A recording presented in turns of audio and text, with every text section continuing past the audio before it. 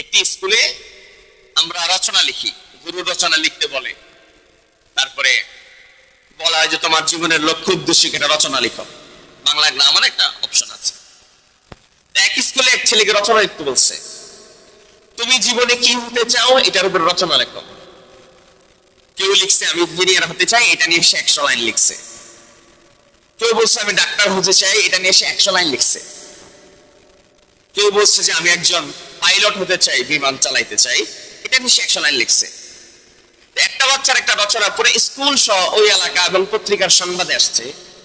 একটা বাচ্চা তার স্কুলের রচনায় পাইলট হতে চাই, এটা লিখে নাই।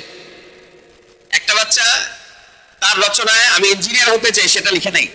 সে লিখছে আমি অ্যান্ড্রয়েড মোবাইল হতে চাই, স্মার্টফোন করতে চাই।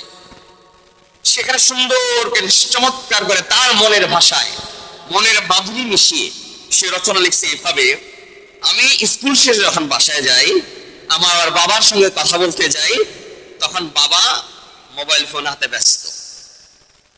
বাবার সাথে কথা বলতে চাই, বাবার সময় দেয় না।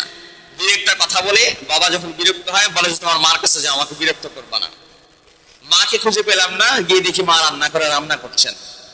রান্নার ফাঁকে মার সাথে কথা বলতে চাইলাম, মায়ের হাতেও মোবাইল ফোন।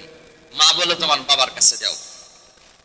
শেষ পর্যন্ত দেখলাম বাবার কাছেও সময় নেই, মায়ের কাছেও সময় নেই। এরকম হওয়ার কারণে আমার একটা ট্যাব ছিল, আমি ওই ট্যাবটা নিয়ে গেম খেলা শুরু করলাম।